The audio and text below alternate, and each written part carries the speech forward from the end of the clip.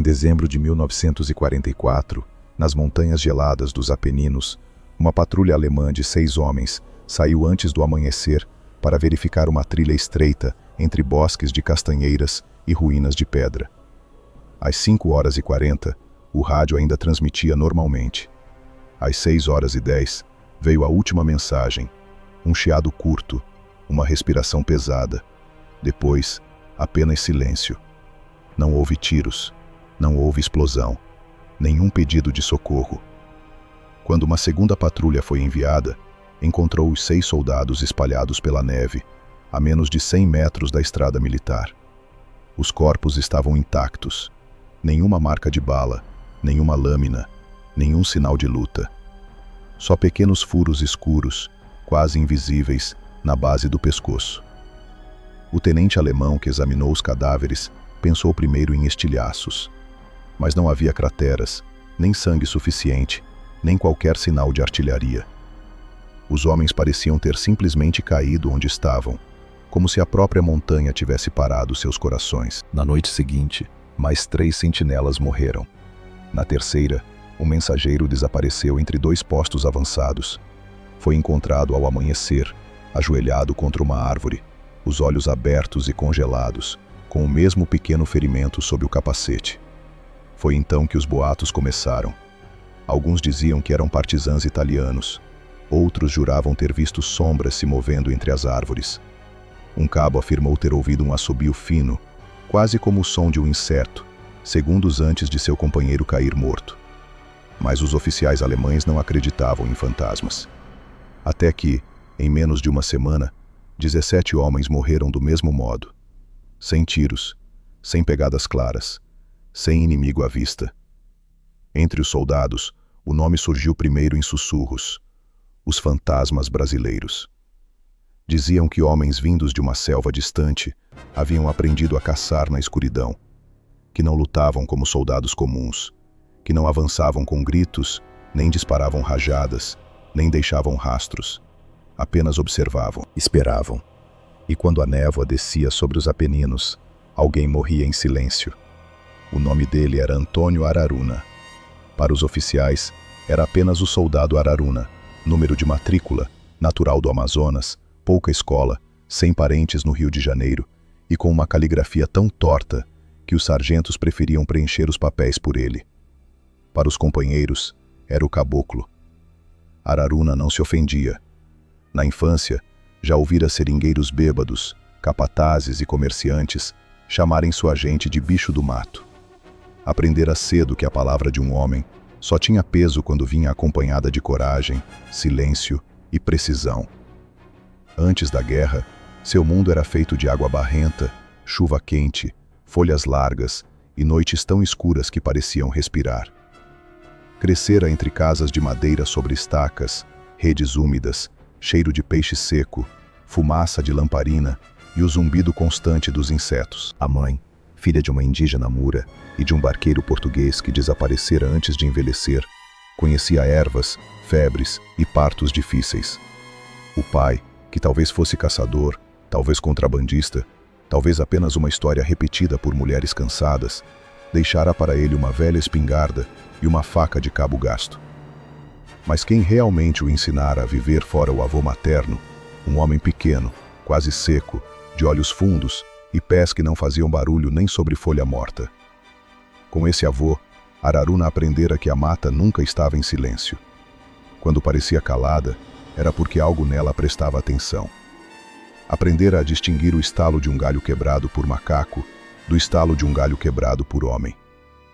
Aprendera que um pássaro alarmado podia denunciar a presença de um inimigo antes de qualquer olho humano. Aprendera a ficar imóvel até os mosquitos cobrirem seu rosto, a respirar sem mover o peito, a dormir sentado, a acordar antes do perigo, a avançar dentro da água para não deixar rastro no barro. A caça não era para ele demonstração de força, era paciência, era cálculo, era respeito. O animal morria porque o caçador soubera esperar mais do que ele. A convocação veio como chegam as ordens de um mundo distante, primeiro por boato, depois por papel. Diziam que o Brasil havia declarado guerra aos alemães, que navios brasileiros tinham sido afundados, que homens seriam enviados para lutar do outro lado do mar. Para Araruna, Alemanha era uma palavra sem cheiro, sem forma, sem lugar no mapa da sua vida. Mesmo assim, apresentou-se. Não por patriotismo inflamado, nem por ódio a Hitler, cujo rosto só conhecia de cartazes mal impressos, mas porque a guerra, como a cheia do rio, não perguntava se alguém queria recebê-la, e porque sua mãe, envelhecida antes do tempo, disse apenas que um homem não foge quando a casa pega fogo, mesmo que o fogo comece longe. No treinamento, Araruna pareceu deslocado em quase tudo. O uniforme nunca assentava direito em seu corpo magro. As botas feriam seus pés acostumados a andar descalços ou com sandálias simples. A comida do quartel era pesada, sem peixe, sem farinha suficiente, sem o gosto de casa. Ele tinha dificuldade com a pressa dos comandos, com a gritaria dos instrutores, com a obrigação de responder imediatamente mesmo quando a resposta certa exigia observação. Muitos achavam que ele era lento. Não era. Apenas não via motivo para gastar palavra ou movimento onde nenhum dos dois era necessário. Ao lado dele, havia outro brasileiro que parecia seu oposto em tudo. Chamava-se José Henrique Valença, sargento, carioca do Estácio, filho de ferroviário e costureira, homem de fala rápida, bigode aparado e uma confiança quase teatral. Valença conhecia quartéis, ruas, malandragem, rádio, mapas, hierarquia e o modo como um oficial pensava quando fingia não ter medo. Tocava gaita nas noites de folga, jogava cartas como quem rezava e dizia que só havia duas coisas realmente universais na humanidade: fome e mentira.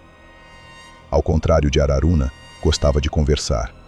Falava com paulistas, mineiros, gaúchos, italianos, americanos, prisioneiros alemães, padres, cozinheiros e motoristas. Tirava informação de qualquer conversa, como quem tira fiapo de manga. No início, Valença achou Araruna um sujeito esquisito e inútil para a vida social da tropa. Araruna achou Valença barulhento demais para sobreviver uma noite numa mata fechada. A amizade entre os dois nasceu não de simpatia, mas de necessidade. Em uma patrulha perto de uma aldeia bombardeada, foram enviados para verificar uma estrada que os alemães talvez usassem durante a madrugada. O guia italiano se recusou a continuar depois de certo ponto. O oficial insistiu. Valença traduziu metade do que o homem dizia e inventou a outra metade para não parecer covarde diante dos americanos que observavam. Araruna, que pouco entendia italiano, entendeu o essencial pelo rosto do guia e pelo cheiro de fumaça fria no vale. Puxou Valença pelo braço e apontou para uma encosta. O sargento quase mandou que ele calasse a boca, mas viu algo nos olhos do amazonense que o fez mudar de ideia. Subiram por entre arbustos, longe da estrada, avançando mais devagar do que o regulamento recomendava. 10 minutos depois, encontraram fios de detonação escondidos sob pedras e marcas recentes de pneus. A estrada estava preparada para explodir. Se a patrulha tivesse seguido pelo caminho fácil, teria sido desfeita em pedaços antes de disparar um único tiro. Valença nunca admitiu que Araruna salvara sua vida naquela noite. Apenas passou a chamá-lo de compadre, e quando alguém zombava do caboclo, mudava o assunto com uma piada agressiva o bastante para encerrar a brincadeira. A Itália não era a Amazônia, e isso Araruna compreendeu antes de todos. A guerra nos Apeninos tinha outro cheiro. Não havia calor úmido, cipós, chão vivo de raízes e lama profunda. Havia pedra, neve, vento cortante, vinhedos secos, casas quebradas, igrejas sem sino, estradas estreitas e montanhas que pareciam velhas feridas abertas no horizonte. O frio era um inimigo que não se via e não se matava. Entrava pelas mangas, pela nuca, pelos ossos. Fazia os dedos perderem sensibilidade, endurecia a respiração, transformava cada espera em castigo. Na selva, um homem podia se esconder no excesso de vida. Naqueles montes, precisava se esconder na falta dela. Valença completava aquilo que Araruna não possuía. Lia mapas com rapidez, entendia ordens confusas, negociava com oficiais americanos, desconfiava de informações fáceis e sabia quando um superior queria coragem ou apenas um relatório bonito. Era ele quem protegia Araruna da burocracia, quem traduzia suas intuições para uma linguagem aceitável nos postos de comando. Quando Araruna dizia que a montanha estava olhando, Valença escrevia no relatório: atividade inimiga provável em posições elevadas. Quando Araruna dizia que a estrada tinha cheiro de morte, Valença informava: indícios de preparação de emboscada, possível minagem ou cobertura por metralhadora. Assim, entre o instinto de um e a malícia do outro, formou-se uma dupla improvável e eficiente. O resto do pequeno grupo veio aos poucos. Havia o cabo Benedito Nunes, baiano de Cachoeira, ex-pescador, forte nos braços e paciente como quem conhece maré. Havia o soldado Plínio Ferraz, mineiro, antigo caçador de passarinho, que enxergava movimento em capim alto antes de qualquer outro. Havia também Anselmo Piva, descendente de italianos do interior paulista, que falava uma mistura de português com dialeto herdado dos avós e conseguia acalmar civis assustados quando o uniforme brasileiro provocava desconfiança. Nenhum deles era herói de estátua. Eram homens cansados, com saudade de casa, piolhos no casaco, cartas atrasadas no bolso e medo suficiente para continuarem vivos. Aos olhos dos americanos, os brasileiros ainda eram uma curiosidade. Alguns os tratavam com camaradagem, outros com condescendência. Tinham ouvido piadas sobre o Brasil entrar na guerra só quando a cobra fumasse, e agora viam aqueles homens de uniforme estrangeiro avançando em montanhas onde muitos soldados experientes já haviam aprendido a respeitar a artilharia alemã. Os brasileiros respondiam como podiam, alguns com bravata, outros com raiva silenciosa. Valença dizia que a cobra já tinha fumado e agora cuspia brasa. Araruna não se importava com a frase, mas gostava do desenho da cobra nos emblemas. Para ele fazia sentido. Cobra não avisa antes de morder. Foi durante as primeiras semanas perto de Monte Castelo que o comando percebeu o valor daquele grupo. As tentativas de avanço custavam caro. Os alemães conheciam as alturas, camuflavam ninhos de metralhadora, recuavam por túneis, observavam cada movimento aliado dos pontos elevados. Ataques frontais transformavam-se em lama, sangue e confusão. Era preciso saber onde estavam os olhos do inimigo antes de mandar homens em costa acima. Araruna e Valença passaram a ser enviados de noite para reconhecer posições, escutar motores, contar sentinelas, marcar trilhas, confirmar se uma casa abandonada estava realmente vazia. Às vezes voltavam com informações valiosas. Às vezes voltavam apenas com frio, fome e a certeza de que algo ruim os aguardava no dia seguinte. Numa dessas saídas, Araruna sofreu o ferimento que mudaria tudo. A patrulha brasileira havia se aproximado demais de uma posição alemã, escondida atrás de muros de pedra. Um clarão rasgou a noite, seguido por rajadas curtas de metralhadora. Benedito caiu primeiro, atingido no peito, sem tempo de chamar pela mãe. Plínio disparou contra a origem do fogo e arrastou Anselmo para uma vala. Valença gritou ordens, palavrões e orações ao mesmo tempo. Araruna tentou contornar a posição pela esquerda, usando uma fileira de árvores baixas como cobertura, mas uma granada explodiu contra uma pedra próxima. Os estilhaços não o mataram. Fizeram pior, na opinião dele. Um fragmento entrou abaixo da clavícula direita, atravessou carne e nervo e saiu pelas costas, deixando um rastro quente que logo se transformou em dor branca.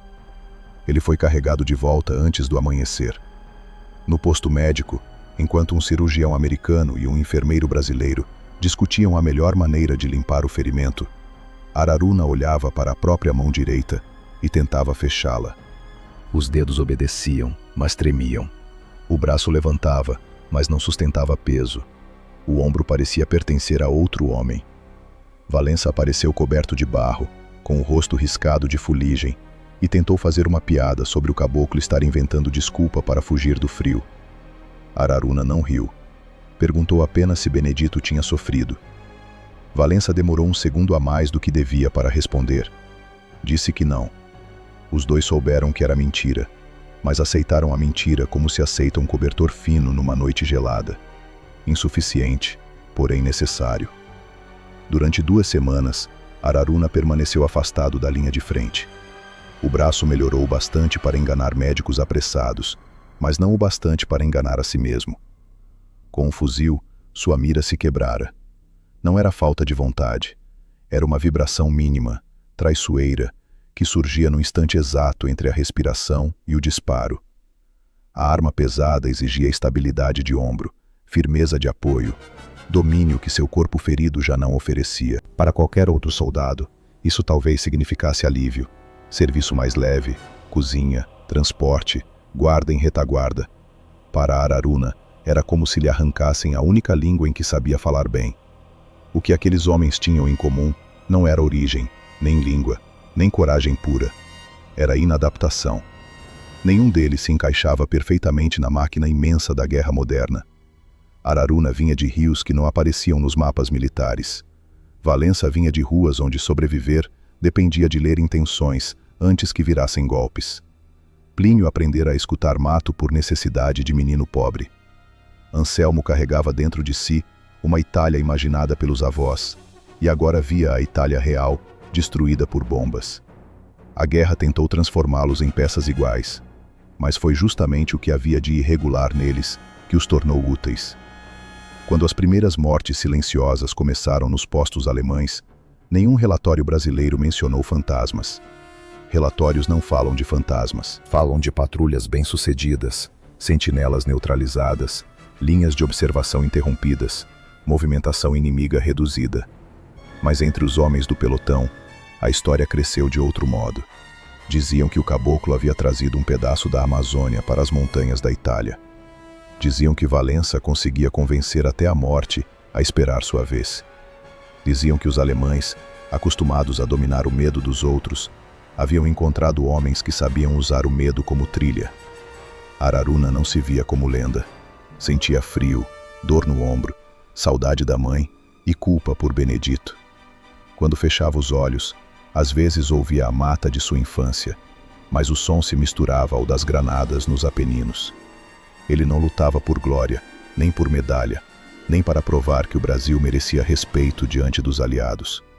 Lutava porque os homens que ocupavam aquelas montanhas matavam sem ver rosto, bombardeavam aldeias, penduravam suspeitos em praças e transformavam camponeses em escudos de uma guerra perdida. Lutava porque, depois que a guerra arrancara seu fuzil das mãos, ele encontrara outra maneira de continuar.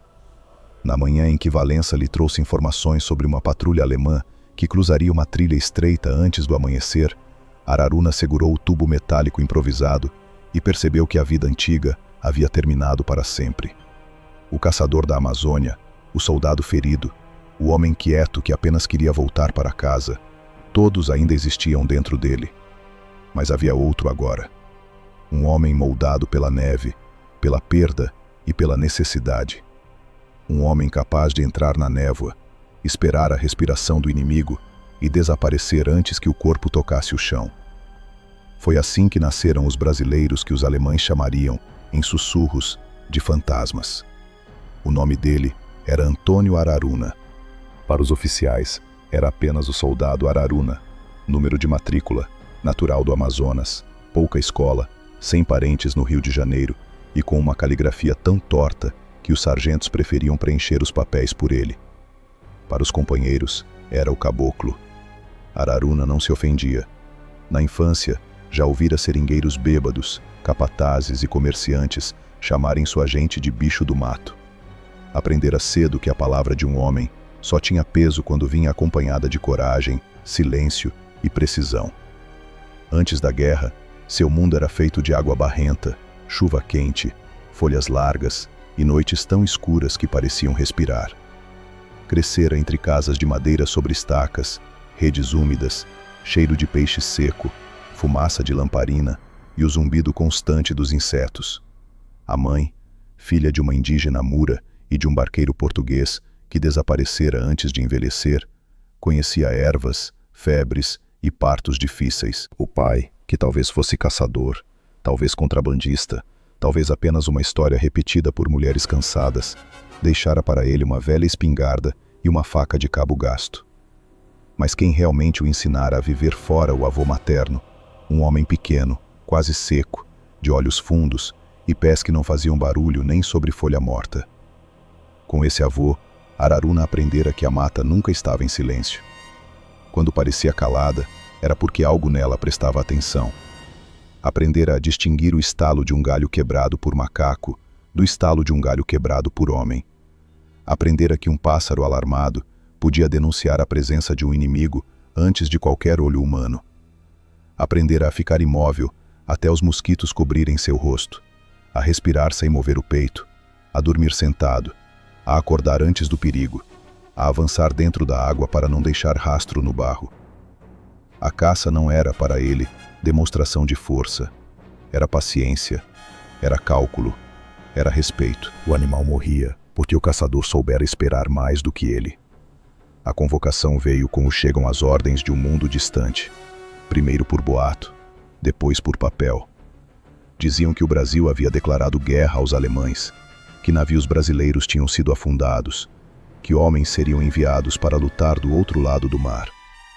Para Araruna, Alemanha era uma palavra sem cheiro, sem forma, sem lugar no mapa da sua vida. Mesmo assim apresentou-se. Não por patriotismo inflamado, nem por ódio a Hitler, cujo rosto só conhecia de cartazes mal impressos, mas porque a guerra, como a cheia do rio, não perguntava se alguém queria recebê-la. E porque sua mãe, envelhecida antes do tempo, disse apenas que um homem não foge quando a casa pega fogo, mesmo que o fogo comece longe. No treinamento, Araruna pareceu deslocado em quase tudo. O uniforme nunca assentava direito em seu corpo magro. As botas feriam seus pés acostumados a andar descalços ou com sandálias simples. A comida do quartel era pesada, sem peixe, sem farinha suficiente, sem o gosto de casa. Ele tinha dificuldade com a pressa dos comandos, com a gritaria dos instrutores, com a obrigação de responder imediatamente, mesmo quando a resposta certa exigia observação. Muitos achavam que ele era lento. Não era. Apenas não via motivo para gastar palavra ou movimento, onde nenhum dos dois era necessário. Ao lado dele, havia outro brasileiro que parecia ser o oposto em tudo. Chamava-se José Henrique Valença, sargento, carioca do Estácio, filho de ferroviário e costureira, homem de fala rápida, bigode aparado e uma confiança quase teatral.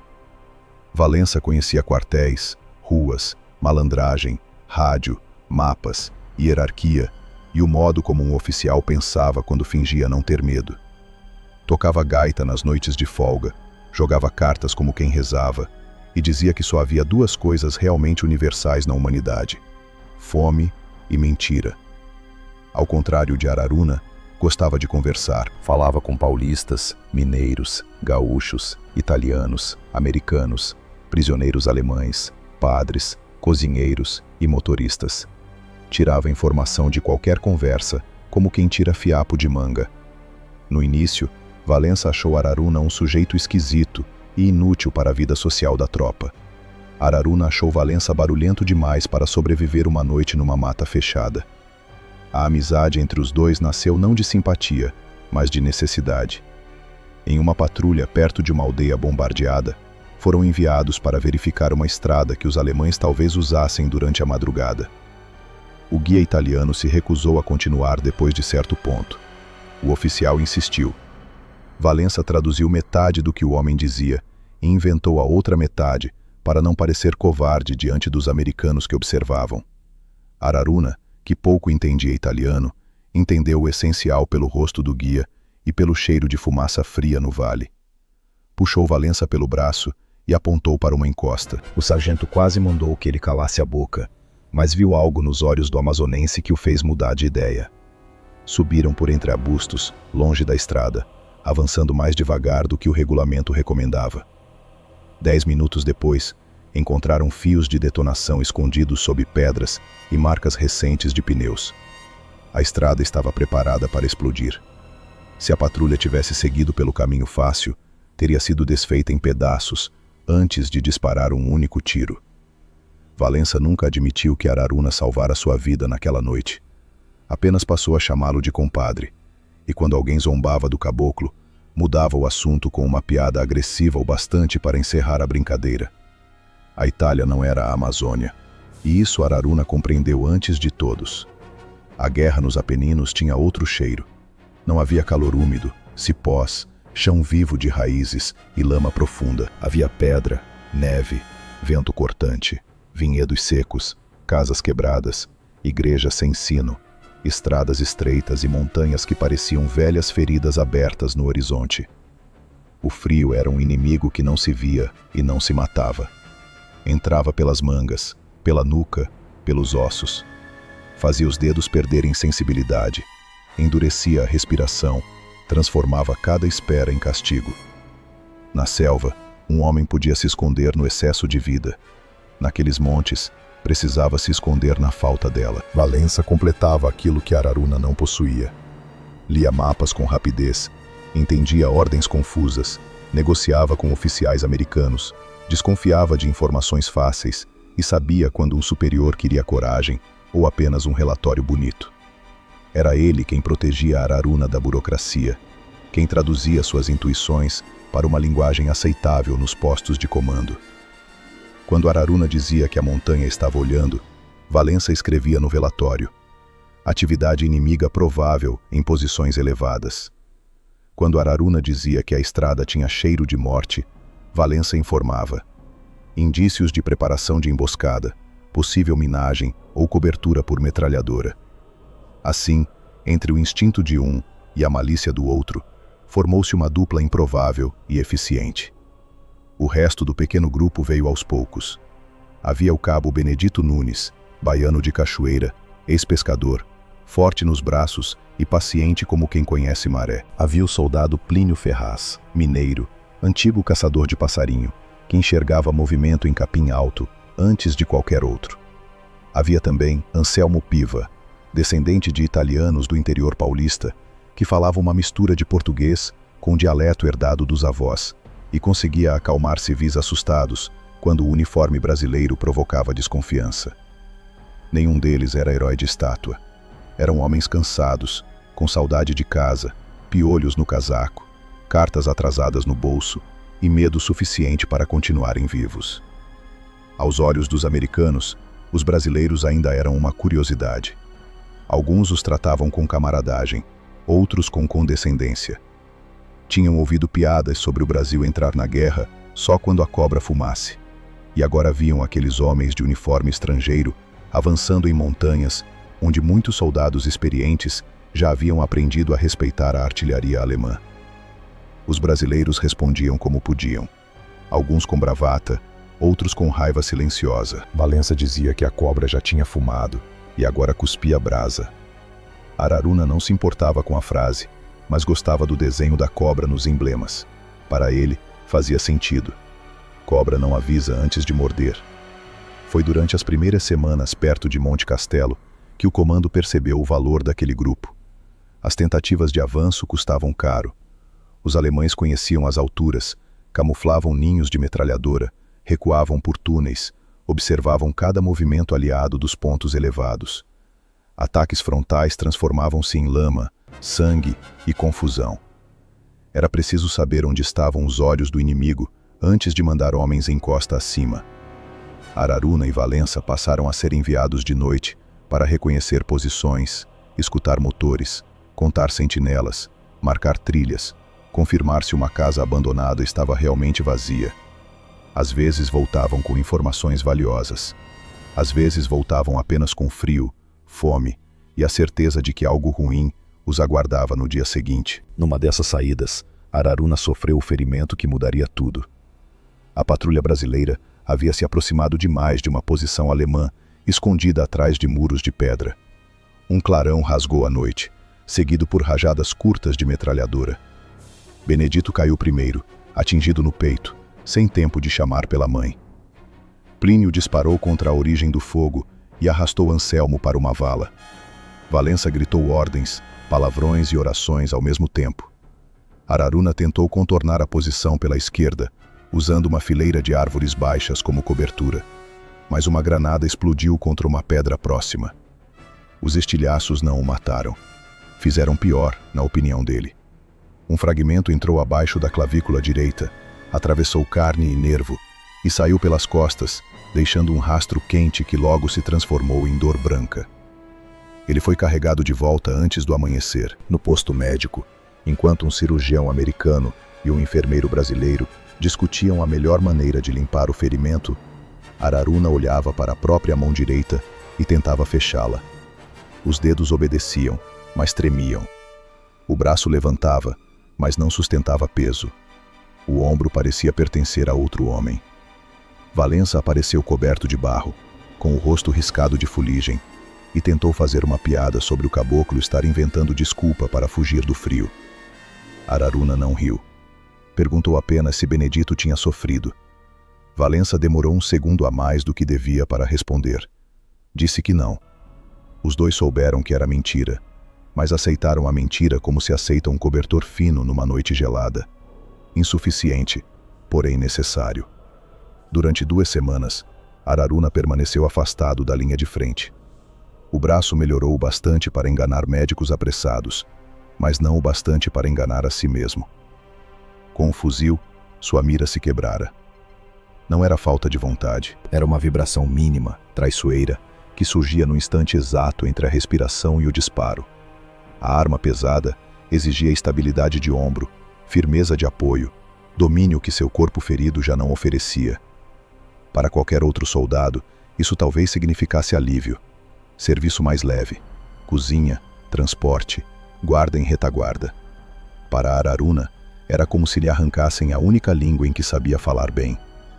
O que aqueles homens tinham em comum não era origem, nem língua, nem coragem pura. Era inadaptação. Nenhum deles se encaixava perfeitamente na máquina imensa da guerra moderna. Araruna vinha de rios que não apareciam nos mapas militares. Valença vinha de ruas onde sobreviver dependia de ler intenções antes que virassem golpes. Plínio aprendera a escutar mato por necessidade de menino pobre. Anselmo carregava dentro de si uma Itália imaginada pelos avós, e agora via a Itália real, destruída por bombas. A guerra tentou transformá-los em peças iguais, mas foi justamente o que havia de irregular neles que os tornou úteis. Quando as primeiras mortes silenciosas começaram nos postos alemães, nenhum relatório brasileiro mencionou fantasmas. Relatórios não falam de fantasmas. Falam de patrulhas bem-sucedidas, sentinelas neutralizadas, linhas de observação interrompidas, movimentação inimiga reduzida. Mas entre os homens do pelotão, a história cresceu de outro modo. Diziam que o caboclo havia trazido um pedaço da Amazônia para as montanhas da Itália. Diziam que Valença conseguia convencer até a morte a esperar sua vez. Diziam que os alemães, acostumados a dominar o medo dos outros, haviam encontrado homens que sabiam usar o medo como trilha. Araruna não se via como lenda. Sentia frio, dor no ombro, saudade da mãe e culpa por Benedito. Quando fechava os olhos, às vezes ouvia a mata de sua infância, mas o som se misturava ao das granadas nos Apeninos. Ele não lutava por glória, nem por medalha, nem para provar que o Brasil merecia respeito diante dos aliados.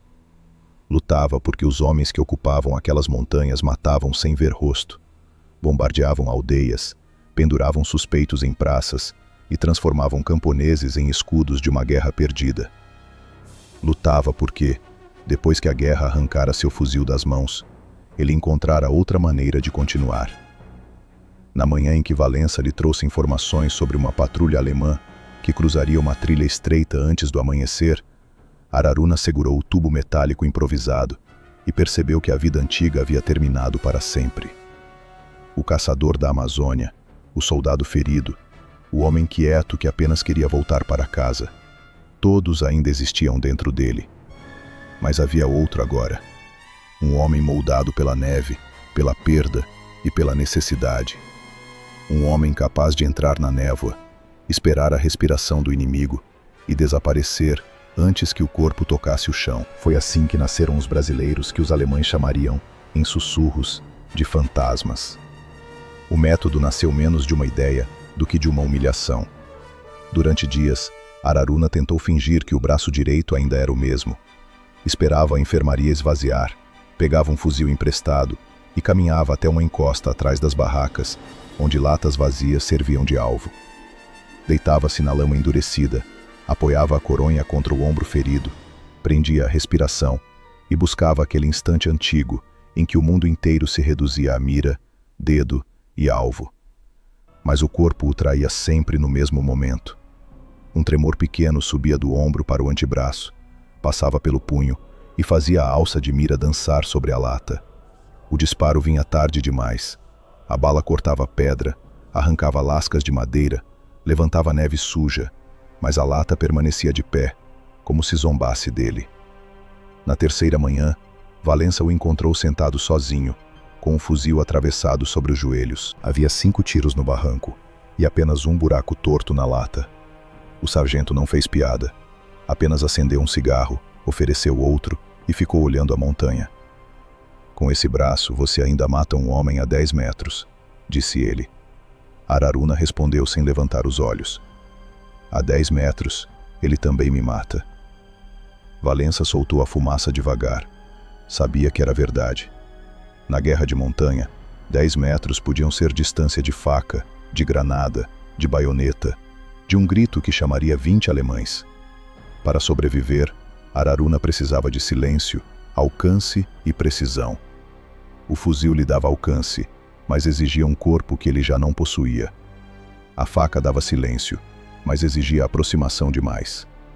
Naquela noite, deitado numa maca estreita, Araruna ouviu a chuva bater no telhado de zinco do posto médico e pensou no avô. Lembrou-se de uma tarde muito antiga, quando era menino, e vira o velho derrubar um mutum sem espingarda. O avô ficara imóvel entre raízes altas, levando aos lábios uma longa taquara escurecida pelo uso. Não houve estampido, não houve fumaça. O pássaro apenas se agitou no galho, abriu as asas e caiu como uma fruta pesada. O menino encontrou, cravado entre as penas, um pequeno dardo de madeira endurecida, fino como espinho. Naquele tempo, Araruna achara aquilo uma espécie de feitiço. Mais tarde entendera que não era magia. Era pulmão, paciência e geometria. A lembrança o incomodou até o amanhecer. No dia seguinte, pediu a Anselmo que lhe conseguisse uma vara reta de madeira ou bambu. Valença mandou que lhe procurasse entre restos de casas destruídas, cercas quebradas, cabos de ferramenta e qualquer entulho que não estivesse sendo usado por gente viva. Ao entardecer, Anselmo voltou com 3 pedaços: um cabo oco de cortina, uma haste de metal fina demais e um tubo de madeira rachado. Araruna rejeitou os 2 primeiros e ficou com o tubo rachado. Passou horas raspando, lixando e ajustando o interior. O objeto ficou feio, irregular, sem nobreza alguma. Tinha pouco menos de 1 metro, era leve o bastante para ser segurado com a mão esquerda e apoiado contra a face, sem exigir força do ombro ferido. Valença observou tudo em silêncio por algum tempo, até não aguentar. Você vai tocar flauta para alemão dormir? Araruna levantou o tubo, encostou a extremidade nos lábios e soprou. Um pedaço de palha saiu do outro lado, girou sem rumo e caiu a 2 passos. Valença encarou o chão, depois encarou Araruna. Se o alemão morrer de pena, funciona. A primeira versão era inútil. O ar escapava pelas frestas, o tubo vibrava, os projéteis leves perdiam direção. Ainda assim, Araruna não desistiu. Pediu cera de vela, linha, pedaços de pano, algodão e agulhas grossas. No posto médico, havia agulhas cirúrgicas finas e frágeis demais para o que ele imaginava. Nas caixas de costura usadas para remendar uniformes, porém, encontrou algo melhor. Agulhas longas de sapateiro, pesadas, feitas para atravessar couro, lona e tecido grosso. Não eram armas, mas a guerra ensinava que qualquer objeto obediente o bastante podia aprender a matar. Araruna começou com palitos de madeira, cortou os retos, afinou as pontas, enrolou algodão atrás para vedar a passagem de ar. A 10 metros, entravam em sacos de farinha. A 15, perdiam força. A 20, viravam brinquedos. Depois testou arame, pregos pequenos e estilhaços de metal. Mas nada voava direito. As agulhas de sapateiro, por outro lado, pareciam entender o tubo. Quando a parte traseira recebia um pequeno cone de pano amarrado com linha, o ar as empurrava com firmeza.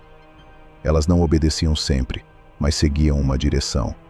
e quando acertavam, entravam fundo. O primeiro teste sério foi feito contra um pedaço de carne pendurado atrás da cozinha, arranjado por Valença em troca de cigarros e uma promessa duvidosa a um cozinheiro mineiro. Araruna disparou de 8 metros. A agulha atravessou a carne e ficou presa na madeira atrás dela. Valença parou de sorrir.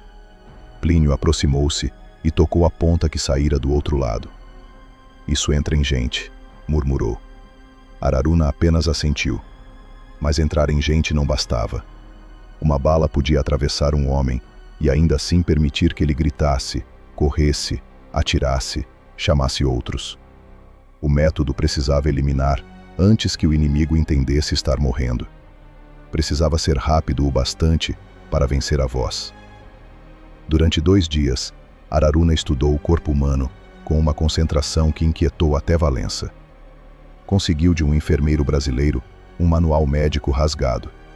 As palavras técnicas pouco lhe diziam, mas os desenhos eram claros.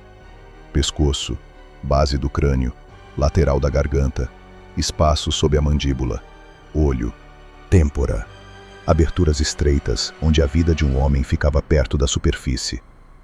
O enfermeiro tentou tomar o livro de volta, mas Valença disse que Araruna só queria entender melhor o próprio ferimento. Era mentira, mas soou natural. À noite, eles montaram bonecos com sacos de farinha, palha e capacetes alemães recolhidos no campo. Valença desenhou marcas de carvão nos pontos indicados pelo manual. Plínio mediu distâncias com barbante. Anselmo observava, pálido, como se todos estivessem cruzando uma fronteira invisível. Araruna disparava, recolhia a agulha, ajustava o algodão, mudava o peso da cauda, disparava de novo. A cada tentativa, anotava mentalmente o desvio causado pelo frio, pela umidade, pelo vento que descia entre as casas quebradas. A primeira oportunidade veio antes do que esperavam. Um observador alemão vinha sendo visto ao amanhecer numa crista baixa, de onde acompanhava movimentos brasileiros na estrada. Sempre aparecia por poucos minutos, acompanhado por um soldado mais jovem, que carregava binóculos e uma submetralhadora. O ponto era ruim para tiro de fuzil. Qualquer disparo denunciaria a posição brasileira, e a resposta de morteiro viria em seguida.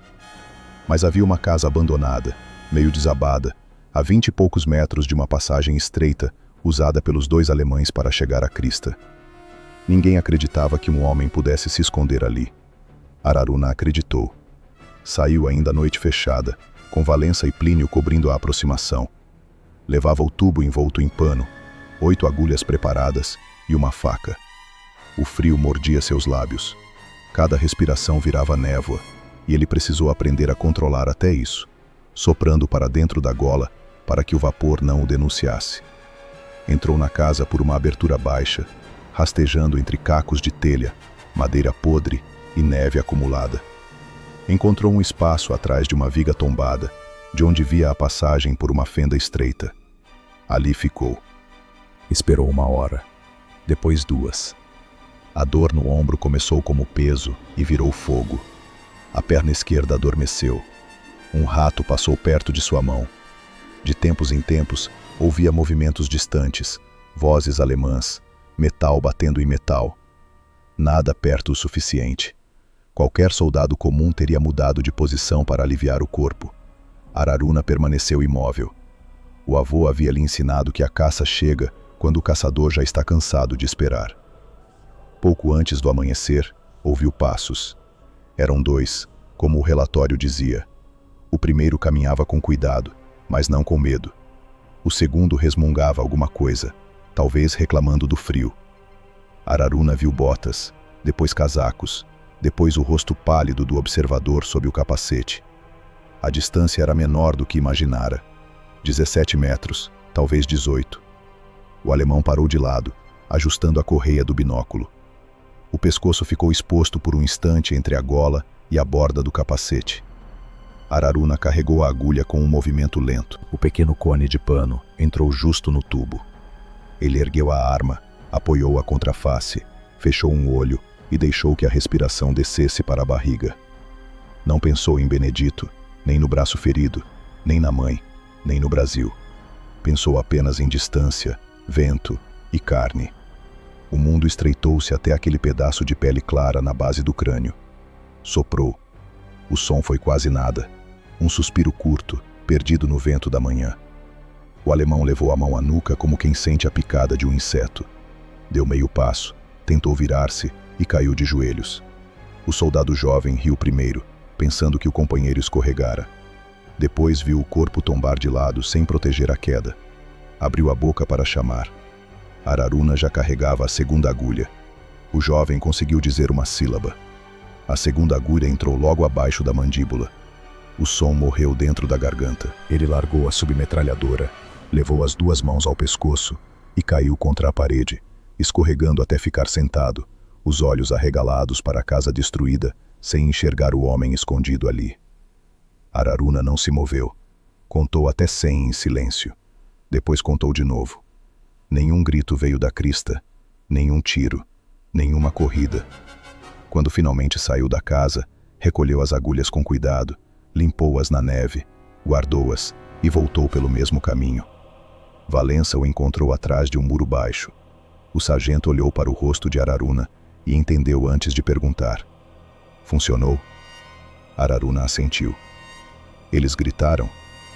Não. Essa resposta pareceu pesar mais do que qualquer número. Valença tirou o capacete, passou a mão pelo cabelo molhado e soltou uma risada curta, sem alegria. Então que Deus tenha paciência conosco. Naquela manhã, o relatório oficial mencionou a neutralização silenciosa de 2 observadores inimigos por ação de patrulha avançada. Nenhum detalhe foi registrado. Nenhuma agulha. Nenhum tubo. Nenhum método. O capitão brasileiro que recebeu a informação não perguntou demais. Mas dentro do pequeno grupo, todos sabiam que algo novo havia começado. Araruna passou a noite seguinte aperfeiçoando as agulhas, como um artesão triste. Valença conseguiu mais material. Plínio cortou pano em tiras finas. Anselmo aqueceu uma haste de metal no fogo para tentar endireitar um lote torto. Ninguém celebrava. Não havia vitória naquele trabalho, apenas utilidade. Nos dias seguintes, o método ganhou disciplina. Araruna estabeleceu limites. Distância ideal, abaixo de 20 metros. Vento forte, não atirar. Alvo em movimento rápido, não atirar, a menos que fosse inevitável. Primeiro disparo sempre no homem que pudesse dar alarme. Segundo disparo no que estivesse mais perto de compreender a direção do ataque. Nunca deixar a agulha para trás quando fosse possível recolher. Nunca repetir o mesmo ponto de emboscada. Nunca acreditar que o inimigo era estúpido só porque havia morrido em silêncio. Quando a terceira vítima alemã caiu sem ruído, depois a quarta, depois a quinta, o método deixou de ser improviso e tornou-se arma. Não uma arma de fábrica, com número de série e manual, mas uma arma feita de lembrança, necessidade e ruína. O tubo não parecia perigoso quando descansava sobre a mesa. As agulhas pareciam objetos de sapateiro. O algodão, a linha e a cera pareciam coisas de costura. Só unidos pelo sopro de Araruna, se tornavam aquilo que os alemães ainda não sabiam nomear. Os fantasmas brasileiros não nasceram de superstição alemã. Nasceram de um braço ferido, de uma memória amazônica e de uma agulha de sapateiro empurrada pelo sopro de um homem que se recusava a deixar a guerra decidir quando ele estava acabado. A primeira armadilha alemã quase funcionou porque foi simples. Durante dias, Araruna percebeu pequenas mudanças no modo como o inimigo se movia. Antes, os alemães patrulhavam como homens que dominavam o terreno. Agora caminhavam como caçadores, que também se sentiam caça.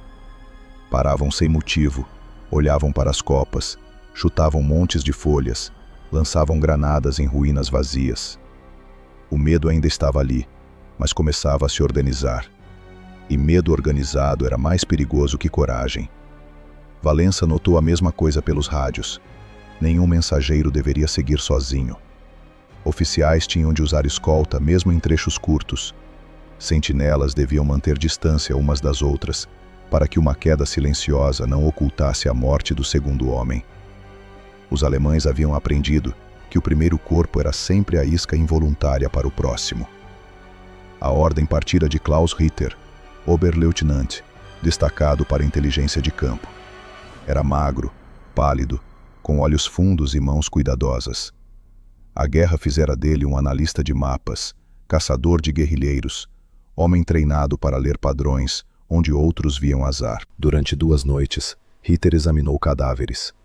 Observou profundidade, ângulo de entrada, posição dos corpos, distância entre cada queda e a cobertura mais próxima. Mandou recolher agulhas, pedaços de pano, fibras quase invisíveis presas ao metal. A conclusão veio sem misticismo. O inimigo não era sobrenatural. Usava uma arma de alcance curto, silenciosa, provavelmente de sopro, com projéteis leves. Precisava aproximar-se muito. Preferia neblina, vento baixo, horários entre noite e manhã. Evitava combate aberto. Atacava homens úteis, observadores, telefonistas, guias, graduados, sentinelas em pontos de decisão. Não matava por acaso. Isso incomodou Ritter mais que qualquer lenda. Um fantasma podia ser ignorado. Um profissional precisava ser eliminado. Ele desenhou no mapa uma faixa de 2 quilômetros onde os ataques se concentravam. Depois marcou possíveis rotas de aproximação. Muros quebrados, vinhedos secos, casas abandonadas, canais de irrigação, bosques estreitos, curvas de estrada. Viu que quase todos os pontos permitiam fuga para áreas sob observação brasileira. O assassino, ou os assassinos, entravam, golpeavam e saíam por caminhos estudados. No 3º dia, Ritter ordenou que parassem de procurar fantasmas e começassem a oferecer presas. A patrulha escolhida tinha 6 homens. Caminharia ao amanhecer por uma trilha onde 2 alemães haviam sido mortos na semana anterior. Levaria rádio, lanternas e um cabo conhecido por falar alto, justamente para parecer real. A 100 metros ao redor, escondidos em posições preparadas durante a noite, ficariam atiradores, 2 metralhadoras leves e um grupo de assalto com cães. As instruções eram claras. Ninguém deveria atirar contra a patrulha isca, mesmo se um homem caísse. Deviam procurar o movimento seguinte, a origem impossível, a sombra que se mexesse depois do golpe. Araruna viu a patrulha antes do sol. Estava deitado atrás de um muro coberto de musgo, com Valença ao lado, e Plínio alguns metros abaixo, dentro de uma valeta. A névoa subia do vale em camadas lentas. Os alemães vinham pela trilha em formação aberta demais para o costume deles. O cabo falava alto, mais alto que um homem sensato falaria naquele setor. Um soldado ria sem rir. Outro olhava para as árvores, depois para o chão, depois para as árvores de novo. Valença aproximou a boca do ouvido de Araruna. Está fácil demais. Araruna não respondeu. Observava não os 6, mas aquilo que cercava os 6. Um galho baixo, partido sem cair. Um pedaço de terra recente sob uma moita. A linha quase reta de uma lona coberta de folhas. Um brilho minúsculo onde não deveria haver brilho. Mais à direita, uma sombra grande demais para ser pedra. E então, por um segundo, o vento mudou e trouxe cheiro de cachorro. Ele tocou o braço de Valença uma vez. Perigo. A patrulha passou a 25 metros. Um dos alemães expôs a lateral do pescoço ao ajustar o capacete. Era o tipo de alvo que, dias antes, Araruna teria aceitado. A mão esquerda já segurava o tubo. A agulha já estava preparada. Bastava um sopro, um corpo caído, depois a retirada. Mas o jovem continuou vivo. Araruna baixou o tubo devagar. Esperou que a patrulha avançasse. Os 6 desapareceram na névoa sem serem atacados. Durante alguns segundos, nada aconteceu. Depois veio um som quase imperceptível. Movimento contido. Homens frustrados deslocando peso no chão frio. A armadilha, privada do estalo que esperava, começava a revelar seus dentes. Eles recuaram centímetro por centímetro, não pela rota habitual, que certamente estaria vigiada, mas por uma encosta pior, cheia de pedras soltas. Araruna foi primeiro. Plínio, nervoso, pisou numa lasca de telha escondida e produziu um estalo seco. O mundo congelou. De algum ponto à esquerda, um cão rosnou. O primeiro tiro passou alto. O segundo arrancou pedra a menos de um palmo de Valença. Em seguida, a encosta explodiu em rajadas. Os alemães não viam claramente, mas atiravam contra qualquer movimento.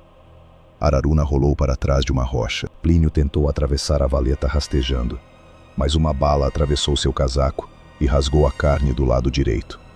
Ele mordeu a própria manga para não gritar. Valença respondeu com 2 rajadas curtas, não para acertar, mas para obrigar os alemães a abaixar a cabeça. Os cães vieram depois. Cães não acreditavam em fantasmas, seguiam cheiro. E o cheiro dos brasileiros estava na encosta, na pedra, na valeta, no sangue de Plínio. Valença arrastou Plínio por baixo dos braços. Araruna ficou atrás deles, com a faca na mão esquerda e o tubo preso ao peito. Encontraram um pequeno curso d'água, mais gelo que riacho, descendo entre pedras. Valença entendeu imediatamente e empurrou Plínio para a água gelada. O mineiro quase perdeu os sentidos, mas continuou calado. Seguiram dentro do riacho por uns 30 metros, dobrados, escorregando, com as botas afundando entre pedras lisas. Quando os cães chegaram ao ponto onde o cheiro se quebrava, perderam segundos preciosos. Um animal encontrou a direção e avançou pela margem. Araruna esperou atrás de uma raiz exposta. O cão surgiu primeiro, olhos vivos, dentes à mostra. Araruna arremessou longe um pedaço de pano ensanguentado, retirado do ferimento de Plínio. O cão virou a cabeça, farejou, disparou na direção falsa. 2 soldados o seguiram. A fuga durou quase 1 hora. Quando finalmente cruzaram uma área coberta por morteiros brasileiros, Valença fez o sinal combinado com um pano branco sujo. Os próprios companheiros quase atiraram neles, antes de reconhecerem o sargento. Plínio foi levado ao posto médico, febril, com perda de sangue e os lábios azuis. Ele sobreviveria, disseram. Não voltaria tão cedo. Naquela noite, o grupo restante reuniu-se numa adega abandonada. Araruna limpava o tubo em silêncio. Valença bebia café frio como se fosse cachaça. Anselmo, que ficara na retaguarda naquela operação, olhava de um para outro com a culpa de quem escapara por não estar presente. Eles sabem, disse Valença. Araruna assentiu. Sabem o bastante. Não sabem que é você. Não precisam saber meu nome. Essa era a verdade. A vantagem deles sempre estivera na ignorância alemã. Enquanto o inimigo buscava snipers, partisãs, magia ou veneno, Araruna podia escolher terreno e hora. Agora havia alguém do outro lado pensando como caçador. Cada trilha antiga virava suspeita. Cada alvo fácil podia ser isca. Cada corpo caído podia iniciar não pânico, mas cerco. Ritter também compreendeu que quase vencera. O inimigo observara a armadilha e a recusara. Portanto, era disciplinado, experiente, talvez comandado por um homem só. As iscas seguintes teriam falhas reais, distrações reais, soldados que não soubessem estar sendo usados. Só assim o caçador confiaria no erro. Araruna recusou 3 oportunidades nos dias seguintes. Um telefonista verdadeiro reparando uma linha cortada. Um mensageiro real com documentos falsos. Um oficial subalterno inspecionando um bloqueio. Em cada caso, recebeu algo fora do lugar. Silêncio grande demais. Olhos procurando pouco o caminho. Mão perto demais da pistola. Valença começou a se irritar. Oportunidades passavam. Homens que poderiam ser neutralizados continuavam vivos. O medo dos alemães diminuía a cada dia sem novos ataques. Se a gente parar, eles vencem sem disparar, disse o sargento. Araruna olhou para o vale coberto de névoa. Se a gente aceitar a caça errada, eles vencem com um disparo só. A segunda armadilha ocorreu 3 noites depois, e foi mais cruel. Um camponês italiano apareceu nas linhas brasileiras, tremendo, dizendo que os alemães haviam levado seu filho adolescente para carregar caixas de munição perto de uma capela arruinada. Podia ser armadilha, podia ser uma família desesperada.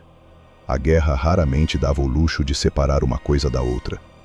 Foram apenas Araruna e Valença. Chegaram antes do horário e observaram de longe. 2 soldados alemães apareceram conduzindo 3 civis. Um deles era jovem, caminhava curvado, assustado, com as mãos vermelhas de frio. Um dos alemães empurrou o rapaz com a coronha e riu. Valença apertou a arma. Araruna procurou as bordas da cena. Nada se movia. Nenhum brilho, nenhum cão. Mas a ausência de sinais também podia ser sinal. O alemão mais próximo virou-se, expôs o pescoço. O jovem italiano tropeçou e caiu. O soldado levantou o fuzil para bater nele. Araruna soprou. O alemão caiu antes de descer a coronha. O segundo girou assustado e levou a mão à arma. Valença disparou contra ele, quebrando o silêncio e a ilusão. No mesmo instante, a noite se abriu em fogo.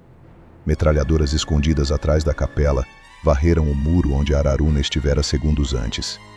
Refletores acenderam. Gritos alemães surgiram de 3 direções. Hitler havia calculado que o brasileiro não resistiria a salvar um inocente. A retirada virou caos. Valença foi atingido de raspão na cabeça. Araruna puxou o jovem italiano para trás de uma coluna caída. Uma granada explodiu perto da entrada da capela. Valença, meio cego, atirava contra clarões. Araruna carregou outra agulha, mas a arma silenciosa nada podia contra homens espalhados, alertas, protegidos por distância e fogo automático. Foi Anselmo quem o salvou. Desobedecendo ordens, seguira a dupla à distância e, ao ouvir os tiros, correu até um ponto combinado com morteiristas brasileiros. Minutos depois, granadas aliadas começaram a cair na encosta acima da capela. Não eram precisas, mas bastaram para obrigar os alemães a recuar e apagar os refletores. Araruna, Valença e o rapaz escaparam por uma vala cheia de lama. Araruna, porém, não celebrou. Hitler entendera algo profundo. O caçador podia evitar iscas militares, mas não ignoraria sempre a dor de civis. A guerra alemã usava inocentes como terreno. E terreno, por mais cruel que fosse, precisava ser lido. Na mesma tarde, Araruna tomou uma decisão. Não caçariam mais na faixa conhecida. Não atacariam patrulhas fáceis, bloqueios previsíveis, sentinelas expostas. O inimigo havia preparado a mata. Era preciso sair dela. Valença ouviu o plano em silêncio. Depois perguntou: "Para onde?" Araruna apontou no mapa não para a frente, mas para trás das linhas alemãs. Estradas secundárias, depósitos, casas de comando. Mais fundo. Valença passou a língua pelos lábios rachados. "Isso pode matar a gente." Araruna guardou o tubo sob o casaco. "Ficar onde ele espera também." Do outro lado da linha, Klaus Ritter ficou até tarde diante do mapa. Pela primeira vez, sentiu que a sombra tinha contorno. Não o bastante para prendê-la, mas o bastante para persegui-la. E nas montanhas, enquanto brasileiros preparavam uma travessia mais arriscada e alemães fechavam o cerco sobre trilhas já vazias, a caça mudava de natureza. Os fantasmas ainda assustavam, ainda matavam, ainda desapareciam na névoa. Mas agora havia alguém seguindo seus passos. A ordem chegou por meio de um major americano que mascava chiclete como parte do uniforme. Ele apareceu no abrigo brasileiro ao anoitecer, acompanhado por um capitão da FEB, Collins. Tinha o rosto avermelhado pelo frio e uma pasta de couro presa debaixo do braço. Pediu um mapa, apagou uma das lamparinas e apontou para um ponto além das linhas alemãs, numa dobra de estrada entre 2 aldeias semi-abandonadas. Ali, segundo informações de partisans italianos e reconhecimento aéreo, funcionava um pequeno posto de coordenação alemão, instalado numa antiga escola rural. Não era um grande quartel-general, justamente por isso sobrevivera. A partir daquele prédio, oficiais alemães controlavam munição, feridos, sentinelas e comunicação entre baterias escondidas nas encostas. A artilharia aliada não podia destruí-lo com segurança, porque civis ainda moravam ao redor. Um ataque frontal alertaria os alemães e custaria muitas vidas. O nome do homem era Hauptmann Erich Vogel, oficial de artilharia, especialista em observação de montanha, reposicionava baterias antes que os aliados conseguissem localizá-las. Também havia suspeita de represálias contra aldeias que ajudavam partisãs. Para Collins, isso era detalhe moral. Para Anselmo, que traduzira relatos de camponeses italianos pendurados em portas de celeiro, não era detalhe algum. O major explicou a missão com a frieza de quem colocava peças sobre uma mesa. A equipe brasileira atravessaria a linha de madrugada por uma ravina difícil demais para a passagem regular. Marcharia quase 4 quilômetros em terreno inimigo e alcançaria a aldeia antes do amanhecer. Se possível, a eliminação deveria ser silenciosa. Depois, retirada por uma rota diferente, passando por um bosque onde partisãs deixariam uma marca de orientação. Valença ouviu tudo sem interromper. Quando Collins terminou, perguntou por que americanos não fariam o serviço. O major mastigou mais devagar. "Because your man can get closer." Valença traduziu para Araruna sem suavizar. "Ele diz que você chega mais perto." Araruna olhou o mapa. As linhas desenhadas não diziam o bastante. Um mapa não mostrava cheiro de fumaça, gelo fino sobre lama, cachorro solto, madeira podre que rangia, janela com vidro quebrado refletindo lua. Mas mostrava distâncias, e as distâncias eram ruins. Muito fundo para recuar sob perseguição, muito longe para apoio rápido, muito perto de estradas alemãs. Araruna pediu tempo até a meia-noite para estudar o terreno. Collins aceitou, deixando sobre a mesa fotografias aéreas, um esboço feito por partisãs e uma descrição da rotina de Vogel. O oficial alemão costumava sair da escola ao amanhecer para fumar perto de um poço, sempre com 2 soldados de escolta e um suboficial carregando pasta de documentos. Ficava exposto por menos de 3 minutos. Era uma janela pequena, mas suficiente se Araruna conseguisse chegar perto. Plínio, ainda mancando do ferimento recente, insistiu que podia ir. Valença recusou de imediato. O mineiro ficou ofendido, mas bastou tentar se levantar rápido para empalidecer. Plínio baixou os olhos e entregou a Araruna uma pequena faca que usava desde a chegada à Itália. "Então leva isso. Se der errado, pelo menos volta com ela." Araruna guardou a faca sem prometer nada. Anselmo iria porque conhecia dialetos italianos e poderia falar com civis se a situação exigisse. Valença iria porque sabia ler a guerra dos homens. Araruna iria porque era a arma. 3 homens eram poucos para sobreviver a um combate, mas suficientes para evitar serem notados. Partiram quando a noite já estava cerrada.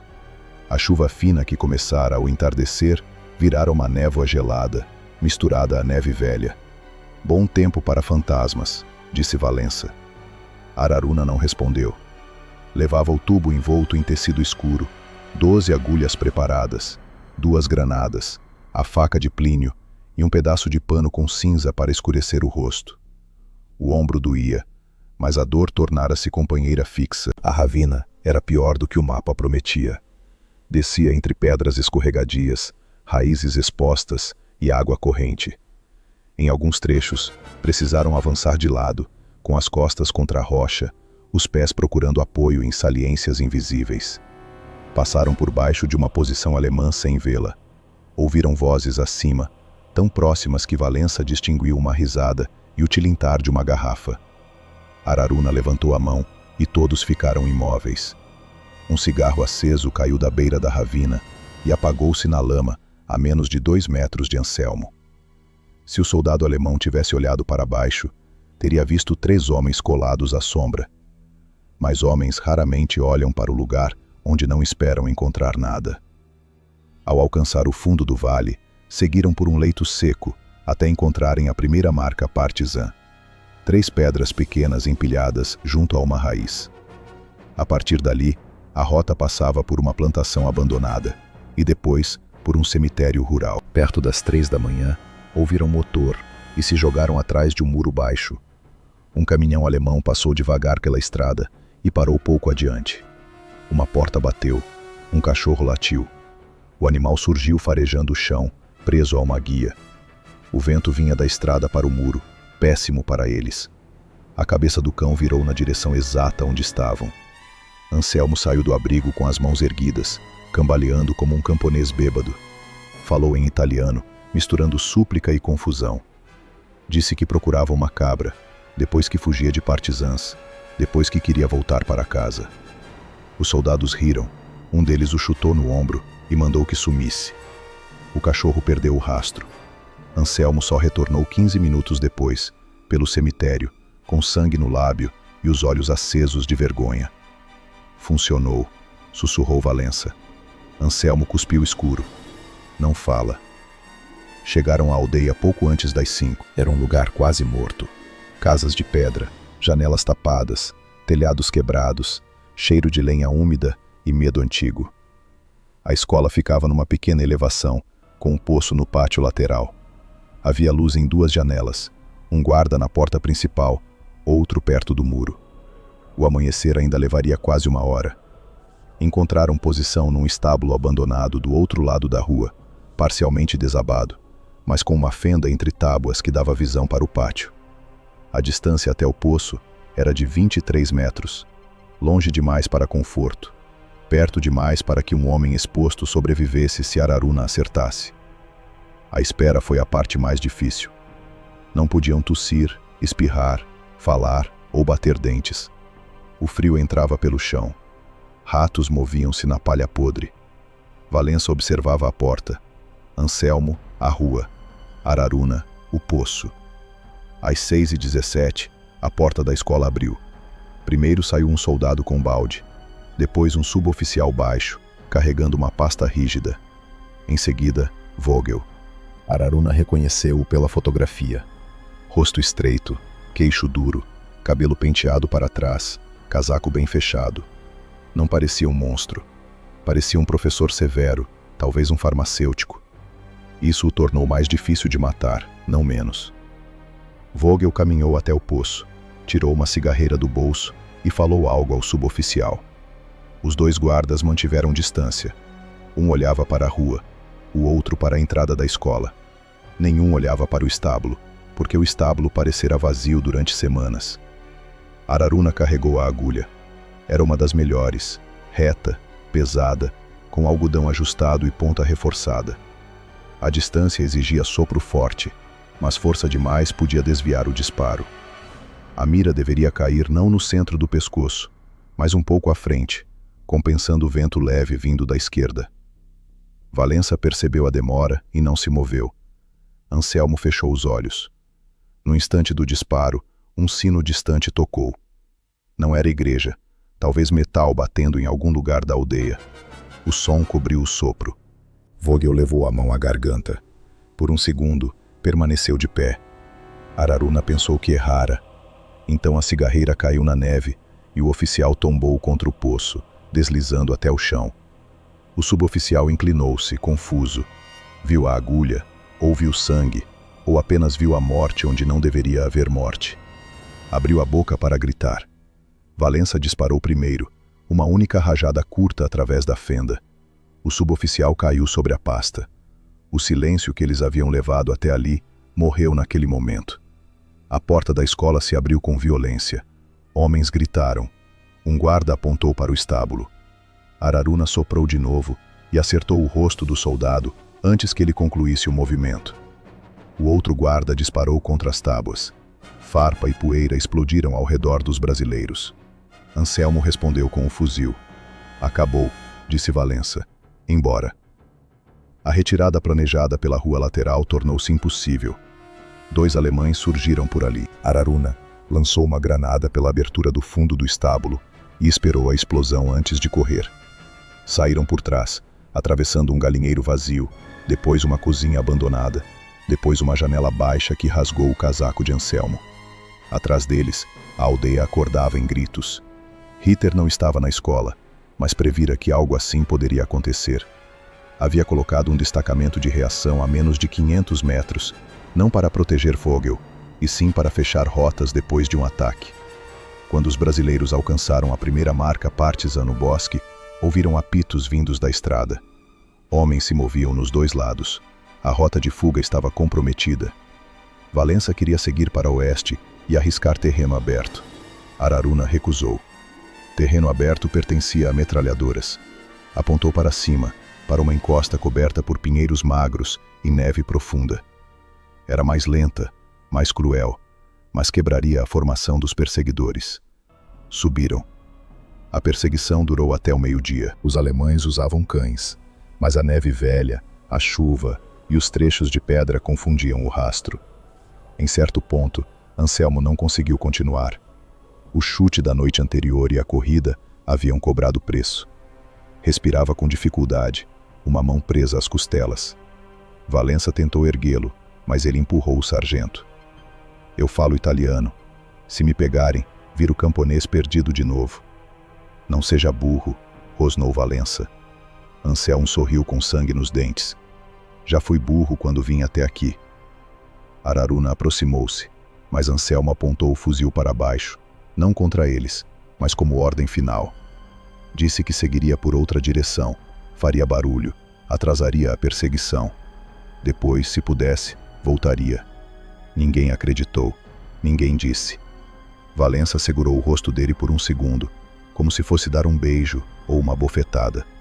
Não fez nenhum dos dois. Apenas sussurrou um palavrão carinhoso e correu atrás de Araruna.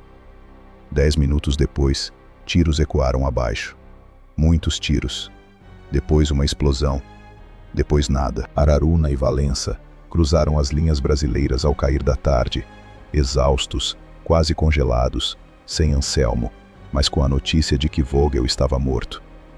Collins ouviu o relatório e disse que a missão fora um sucesso. Valença, sentado no chão, coberto de lama, levantou os olhos para o major americano. Sucesso é a palavra de quem não foi buscar. O major não respondeu. Naquela noite, Araruna ficou sozinho atrás do abrigo, olhando as montanhas que escureciam. A arma de sopro descansava ao seu lado. Havia sangue seco numa das agulhas recolhidas. O método nascera para permitir que um homem ferido continuasse lutando. Agora levava outros homens para lugares de onde não voltavam. No vale ocupado pelos alemães, a morte de Vogel provocou confusão real. Ordens atrasaram. Baterias ficaram horas sem orientação. Caminhões foram desviados por rotas erradas. O golpe fora pequeno no mapa, mas profundo na engrenagem. Ainda assim, para Araruna, o rosto que voltava não era o do oficial morto junto ao poço. Era o de Anselmo, sorrindo com sangue nos dentes, escolhendo desaparecer para que 2 fantasmas pudessem retornar. A operação no fundo da retaguarda provou ao comando aliado que os brasileiros podiam atingir o coração invisível da defesa alemã. Também provou a Araruna que cada passo mais fundo cobraria um preço maior. Collins voltou ao abrigo brasileiro 2 dias depois da morte de Vogel. Desta vez, não mascava chiclete. Atrás dele vinha um capitão da FEB, que evitava olhar para Araruna. Valença percebeu. Quando um oficial não encara o homem que vai mandar morrer, é porque a missão já foi decidida em outro lugar. O alvo era uma estação de retransmissão no alto de uma antiga torre de vigia, quase 5 quilômetros atrás das linhas alemãs. A torre dominava um vale por onde a FEB avançaria na manhã seguinte. Dali, observadores alemães corrigiam fogo de artilharia. Se a estação operasse, brasileiros subiriam a encosta sob fogo calibrado. Se fosse silenciada, talvez uma companhia inteira atravessasse o vale com menos mortos. Talvez. Essa era a palavra que mais matava na guerra. Collins explicou a missão. Atravessar a linha de madrugada, chegar à torre antes das 5h30, impedir a transmissão final e destruir o rádio com uma carga incendiária. Depois, se houvesse retirada, voltariam por um canal de pedra. Valença riu sem humor. Se houver retirada. O capitão brasileiro mandou que ele tivesse respeito. Valença se levantou. Respeito eu tenho pelos que vão subir amanhã. Por mapa bonito, não. Araruna não falou. Olhava para o desenho da torre. O caminho leste era vigiado. O norte era rocha quase vertical. O oeste dava para um bosque. Ao sul havia a ravina por onde poderiam sair, se não estivessem feridos ou cercados. Tudo parecia impossível no papel, mas o papel nunca entendia os lugares pequenos por onde um homem podia passar. Depois que os oficiais saíram, Valença ficou sentado sobre uma caixa de munição. Dessa vez somos 2. Araruna assentiu. E talvez um volte. Valença olhou para ele. Desde a perda de Anselmo, Araruna falava menos, comia menos, dormia quase nada. Escuta, caboclo. Se a coisa virar inferno, a gente some. Sem heroísmo de cartaz. Araruna passou um pano pelo tubo metálico. Amanhã os nossos sobem. Os nossos sempre sobem. É assim que essa desgraça funciona. Se o rádio falar, eles morrem. Valença quis responder, mas não encontrou frase capaz de vencer aquela verdade. Partiram pouco depois da meia-noite. A lua estava quase inútil. O frio endurecia a lama. Araruna levava o tubo, 9 agulhas, 2 granadas, a faca de Plínio e uma carga incendiária. Valença levava uma submetralhadora, pistola, alicate e um lenço de Anselmo amarrado no pulso. Passaram por campos abandonados e oliveiras queimadas. Perto de uma casa destruída, encontraram uma vaca morta havia dias. Araruna parou. Havia algo errado naquela carcaça. Não o cheiro, não a posição, a ausência de corvos. Um animal morto sem aves por perto significava presença humana recente, ou perigo que até os bichos haviam aprendido. Deram a volta por baixo de um terraço de pedra. 5 minutos depois, ouviram vozes alemãs perto da casa. A carcaça era Marco ou Isca. Ritter ainda caçava. Subiram pelo lado oeste, usando a trilha de cabras. Avançavam de 4. O vento trazia neve fina, suficiente para apagar marcas leves, insuficiente para cobrir sangue caso alguém caísse. Às 3h40, chegaram ao bosque ralo abaixo da torre.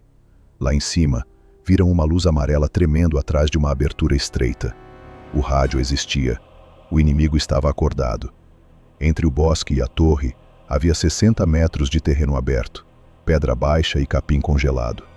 2 sentinelas guardavam a entrada principal. Um terceiro caminhava ao redor da base. Araruna observou 3 voltas completas antes de entender o ritmo. O sentinela não seguia relógio, seguia frio. Parava nos pontos protegidos do vento, apressava-se nos trechos expostos. A aproximação exigia atravessar quando o sentinela estivesse na parte norte e os guardas olhassem para a estrada. A distância para o primeiro disparo seria de 18 metros. Boa. A retirada depois, péssima. Araruna preparou a agulha. Valença segurou seu braço antes que ele se movesse. Depois do primeiro, não tem mais fantasma, só correria. Araruna assentiu. Esperaram. Quando o sentinela chegou ao ponto onde o vento o castigava, abaixou a cabeça e ergueu a gola. Araruna saiu da sombra como se a névoa o empurrasse. Deu 5 passos, ajoelhou-se atrás de uma pedra e soprou. A agulha entrou abaixo da nuca. O homem caiu sem largar o fuzil. Valença correu baixo até o corpo e o segurou antes que batesse contra a pedra. Por um segundo, pareceu que tudo daria certo. Então uma porta rangeu. Um operador alemão apareceu na escada externa para urinar no escuro. Ele viu Valença agachado sobre o sentinela morto. Os 2 homens se olharam com espanto puro, sem ódio, sem tempo. O alemão puxou ar para gritar. Araruna disparou a segunda agulha rápido demais, sem a calma perfeita. Acertou a boca, atravessando a bochecha e a garganta. O grito saiu deformado, mas saiu. Um som curto, animal, suficiente. As luzes dentro da torre se moveram. Um dos guardas chamou em alemão. Valença largou o morto e subiu correndo os degraus externos. Araruna veio atrás, com o tubo preso ao peito e a pistola na mão esquerda. A operação silenciosa acabara antes de começar. Valença atingiu o primeiro guarda com uma rajada curta.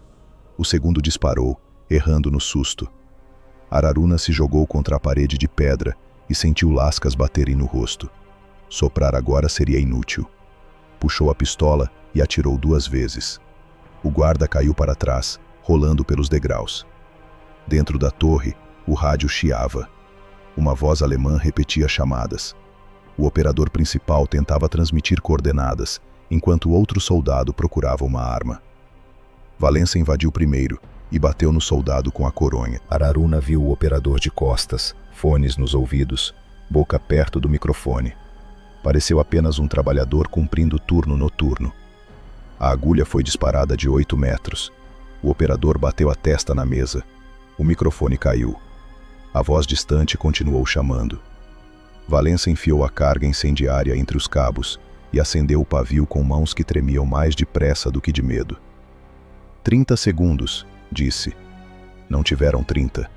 Um disparo veio da escada e atingiu Valença na lateral do corpo. Ele girou, caiu contra a mesa, derrubando mapas e fones. Araruna atirou contra a abertura até ouvir o alemão tombar. A carga incendiária começou a cuspir faíscas.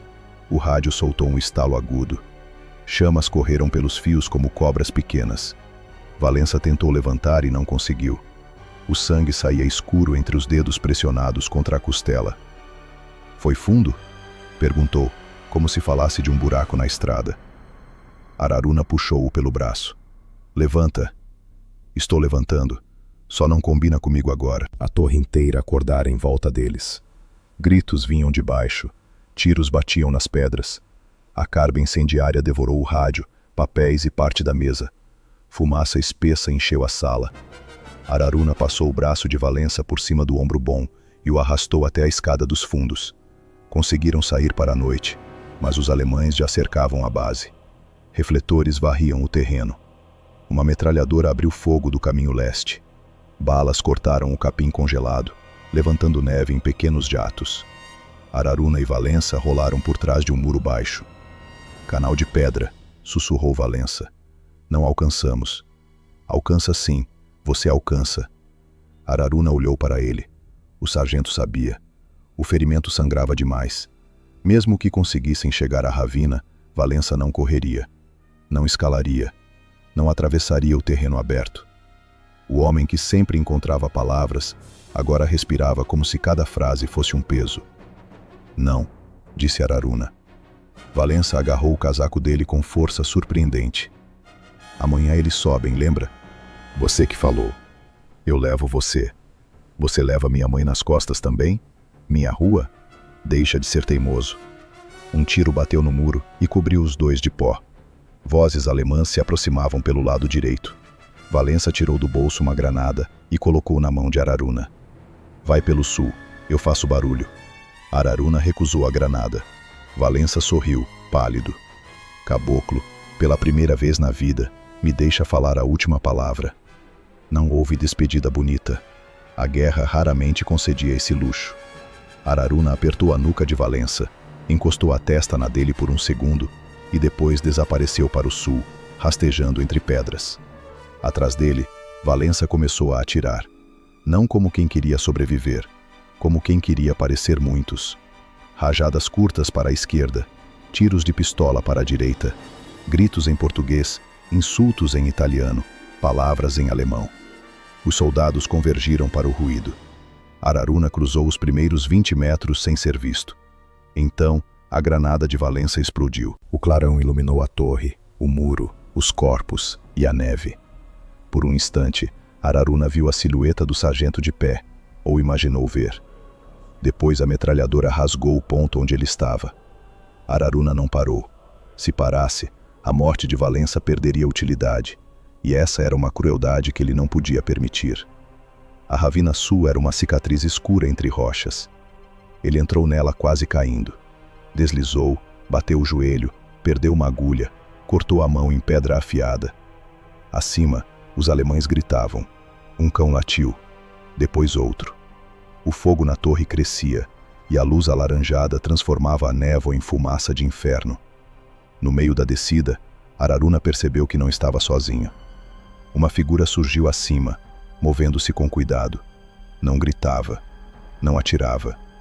Descia como alguém que conhecia paciência. Ritter. O alemão havia deixado os outros seguirem o barulho e escolhera o silêncio. Caçador procurando caçador. A distância entre eles era de 30 metros. Depois 25. Araruna tinha pistola com poucos tiros, tubo com agulhas e mãos feridas. Ritter tinha uma carabina curta. A ravina oferecia pedras, sombras e nenhum perdão. O primeiro disparo alemão acertou a rocha ao lado de Araruna. Ele rolou até uma depressão. Carregou a agulha às cegas. Ritter avançou devagar, sem se expor. Era bom. Bom demais para a pressa. Araruna pegou a faca de Plínio e arremessou-a contra uma pedra à direita. O som fez Ritter virar o cano por um segundo. Um segundo bastou. Araruna ergueu o tubo por cima da borda, sem mirar como nos treinos, apenas guiado por instinto, distância e sombra. Soprou com tudo o que restava. O alemão soltou um som baixo. Não caiu de imediato. A agulha havia entrado no ombro ou no pescoço, em lugar insuficiente. Ritter disparou de novo, e a bala atravessou o casaco de Araruna, queimando-lhe a lateral. O brasileiro puxou a pistola e atirou 2 vezes contra a sombra. O segundo tiro acertou. Ritter tombou de joelhos, ainda tentando levantar a arma. Araruna aproximou-se com cautela. O alemão estava vivo, sangue escorrendo pela gola. Seus olhos encontraram os de Araruna sem espanto. Talvez entendesse que o fantasma era apenas um homem magro, ferido, tremendo de frio. Araruna tomou a carabina de sua mão e continuou descendo. Não por misericórdia, por falta de tempo, por cansaço, por não querer mais uma morte que não mudasse nada. Cruzou as linhas brasileiras pouco antes do amanhecer. Caiu de rosto na lama quando um sentinela gritou a senha. Não conseguiu responder. Foi Valença quem parecia falar por ele dentro da cabeça, rindo, xingando, mandando que não morresse antes do café. Às 5h30, a estação não transmitiu. Quando as tropas brasileiras avançaram pelo vale, a artilharia inimiga respondeu tarde e mal. Homens ainda morreram, porque a guerra nunca entregava milagres inteiros. Mas morreram menos. Muito menos, diriam depois os oficiais. Araruna ouviu isso na enfermaria, com a lateral costurada e os olhos fixos no teto. Disseram que a missão fora decisiva. Disseram que a torre queimara até o amanhecer. Disseram que nenhum corpo brasileiro fora recuperado junto ao muro. Ele fechou os olhos. Na última noite dos fantasmas brasileiros, o rádio alemão se calou. A torre ardeu no alto da montanha e José Henrique Valença ficou para trás, fazendo barulho suficiente para que o silêncio de Araruna atravessasse a guerra. A guerra terminou para Araruna antes de terminar para o mundo. Terminou numa cama de enfermaria, com o corpo costurado, o ombro antigo ardendo como brasa molhada e a notícia de que Valença não voltaria. Terminou no olhar dos médicos que falavam baixo perto dele, no silêncio dos companheiros quando passavam pela porta, na ausência daquela voz carioca que teria transformado qualquer tragédia em piada ruim, só para impedir que a tristeza mandasse no ambiente. Terminou quando um oficial colocou sobre a mesa um papel elogiando bravura, eficiência e contribuição decisiva para a operação, como se palavras alinhadas fossem capazes de pesar o mesmo que um homem. A guerra, porém, continuou nas montanhas. Os brasileiros avançaram. Monte Castelo deixou de ser apenas uma sombra no horizonte e passou a ser nome repetido com orgulho e luto. Homens que Araruna conhecera subiram encostas, atravessaram campos minados, entraram em casas destruídas, enterraram amigos e escreveram cartas para mães que talvez nunca entendessem onde ficava aquele pedaço de Itália. A torre de retransmissão não falou naquela manhã, e muitos diziam que isso salvou vidas. Araruna ouvia a frase como quem escuta a chuva cair sobre telhado distante. Salvou vidas. Era verdade. Mas a verdade não diminuía o lugar vazio onde Valença deveria estar. Quando pôde andar, ainda mancando e com febres que vinham à noite, Araruna pediu para voltar ao fronte. O capitão brasileiro recusou, antes mesmo de terminar de ouvir. Disse que a campanha precisava de homens vivos, não de mártires procurando desculpa para morrer.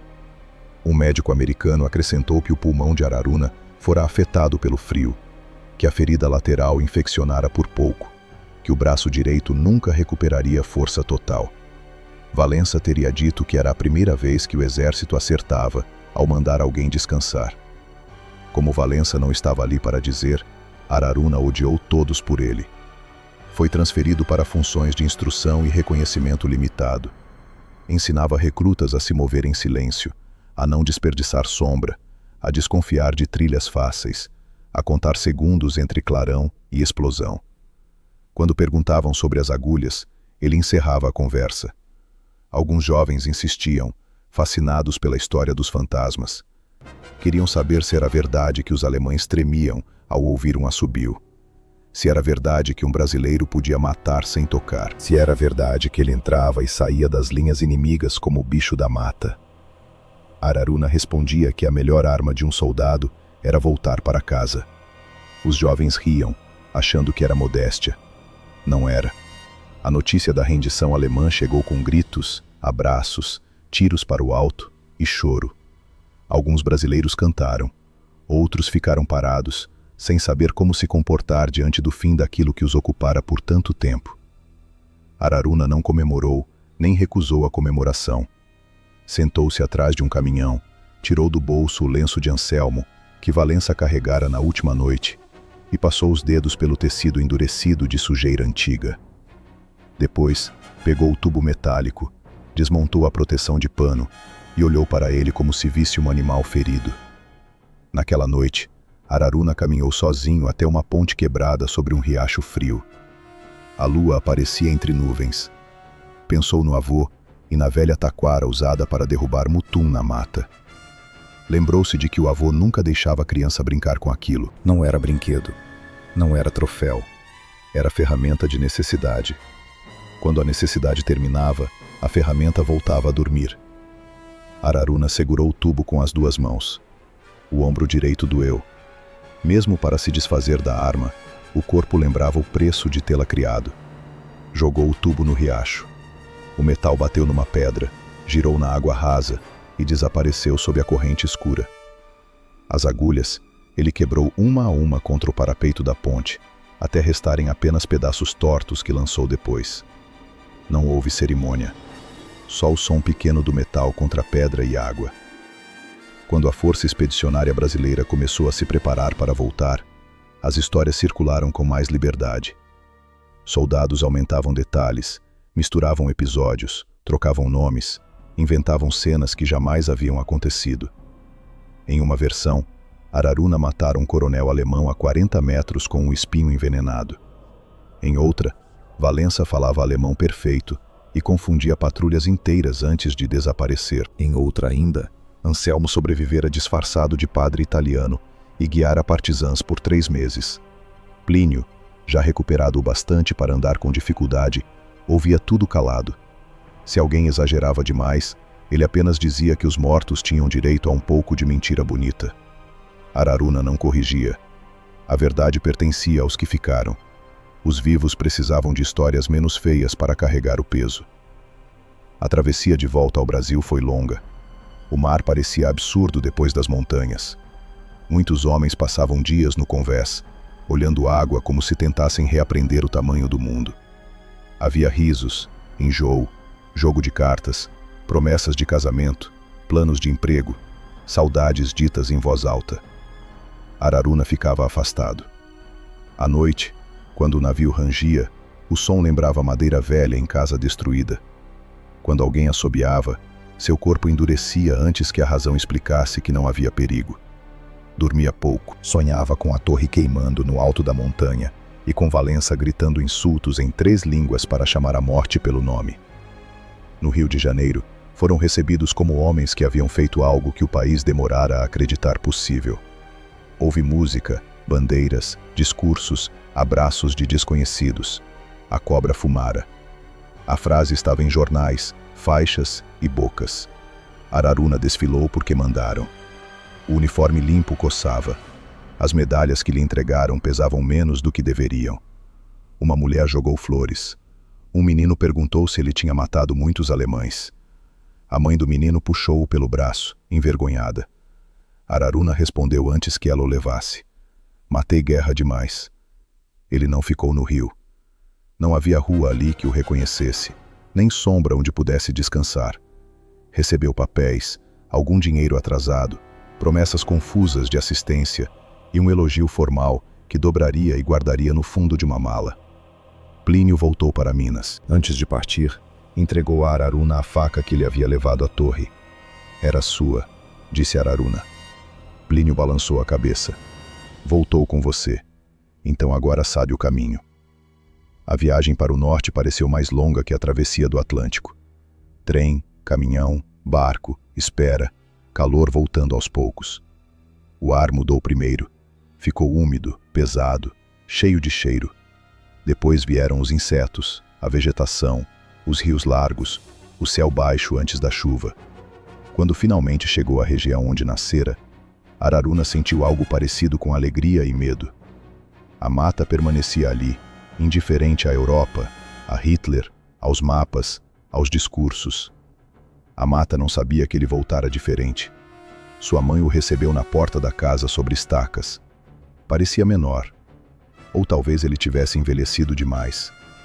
Ela tocou seu rosto, depois o ombro, depois a cicatriz lateral. Não perguntou quantos homens ele matara. Não perguntou se tivera medo. Apenas disse que ele estava magro e mandou que entrasse antes da chuva. Naquela noite, preparou peixe, farinha e caldo quente. Araruna tentou comer muito para agradá-la, mas o estômago se fechava rápido. O som dos sapos no escuro o emocionou tanto que precisou sair para fumar sozinho. Nos primeiros meses, tentou retomar a vida antiga. Consertou telhado, remendou canoa, ajudou vizinhos, pescou ao amanhecer. A mão direita não tinha a firmeza de antes, mas servia para redes e remos leves. A espingarda do pai continuava pendurada na parede. Ele a limpou uma vez, por obrigação de memória, e nunca mais a usou. Quando precisava de comida, armava linha, usava anzol, esperava peixe. Caçar parecia impossível. O instante entre mirar e matar abrira dentro dele uma porta que já não fechava. Às vezes, crianças pediam histórias da guerra. Ele contava sobre neve, sobre pão duro, sobre italianos que davam vinho aos soldados, sobre americanos que tinham chocolate e caminhões grandes demais. Nunca falava das agulhas. Os adultos sabiam que havia mais. Alguns haviam lido notas de jornal sobre a febre. Outros ouviram rumores de um caboclo que assustara alemães nos montes da Itália. Um comerciante de passagem perguntou se ele era o tal fantasma brasileiro. Araruna olhou tanto tempo para o homem que ele mudou de assunto e ofereceu querosene mais barato. As noites eram piores na estação das chuvas. O tamborilar no telhado virava metralhadora se ele acordasse no meio do sono. O reflexo da lua no rio lembrava refletor passando pela névoa. O assobio de certos insetos fazia sua mão procurar uma arma que já não existia. Em alguns sonhos, Valença não morria. Ficava preso junto à torre, chamando por ele, irritado por ter sido deixado esperando. Em outros, Araruna voltava ao riacho italiano e via o tubo emergir da água, limpo, novo, pronto para ser usado de novo. Com o tempo, aprendeu a viver ao lado dessas imagens sem vencê-las. Ajudava a mãe com remédios de ervas que ela preparava para febres. Guiava viajantes pelo rio, mas evitava grupos armados. Ensinava meninos a escutar a mata, porém nunca ensinava a fazer dardos. Quando algum rapaz queria aprender a caçar por vaidade, Araruna mandava-o carregar água, remendar rede, esperar sem falar. Quase todos desistiam. Os poucos que ficavam aprendiam primeiro a não matar. Em 1950, recebeu uma carta de Plínio. A letra era lenta, inclinada. O mineiro dizia que casara, que mancava nos dias frios, que a faca ainda sonhava com a Itália mesmo longe dele. Contava também que encontrara um veterano alemão num porto, homem calado, trabalhador de navio mercante, que ao saber que Plínio fora da Febe, perguntara se era verdade que havia brasileiros capazes de matar com o vento. Plínio escrevera que respondeu apenas: alguns ventos não atravessam o mar. Araruna leu a carta 3 vezes, depois guardou-a junto ao elogio formal, às medalhas e ao lenço de Anselmo. Não sentiu orgulho. Também não sentiu vergonha inteira. Sentiu uma coisa mais difícil, misturada, como água barrenta depois da cheia. A guerra fizera dele instrumento de medo, mas esse medo havia protegido homens que talvez voltassem para mães, esposas, filhos e ruas ensolaradas. O mesmo sopro que matara carregara outros para longe da morte. Não havia pureza nisso, só consequência. Anos depois, quando sua mãe morreu e a casa ficou silenciosa demais, Araruna mudou-se para um trecho ainda mais afastado do rio. Plantou mandioca, criou galinhas, consertou canoas para quem passava. Envelheceu magro, reservado, com o ombro caído e cicatrizes que coçavam antes da chuva. Alguns diziam que ele fora herói, outros que enlouquecera um pouco na guerra. Ele não se defendia de nenhuma versão. As duas eram incompletas. Na última caixa que manteve debaixo da rede, havia poucas coisas. A carta de Plínio, o lenço de Anselmo, a faca, o papel militar amarelado e uma fotografia desbotada de homem sorrindo diante de uma barraca na Itália. Valença estava no centro, fingindo tocar gaita para uma plateia imaginária. Benedito aparecia de lado, rindo. Anselmo olhava para fora da foto, como se já escutasse alguém chamando. Araruna, mais jovem e mais duro, estava atrás deles, quase escondido. Quando o vento passava pelas frestas da casa, às vezes produzia um assobio fino. Vizinhos diziam que era madeira velha. Crianças diziam que eram espíritos do rio. Araruna sabia que era apenas ar procurando saída. Ainda assim, em certas noites, ele acordava antes da chuva, escutava o mundo respirar no escuro e pensava nos Apeninos cobertos de névoa, nos alemães atirando contra sombras, nos brasileiros subindo a montanha, no rádio calado, na torre em chamas e em Valença ficando para trás com a última palavra. Então fechava os olhos e esperava o amanhecer. Porque alguns fantasmas não assombram os mortos, voltam para casa com os vivos.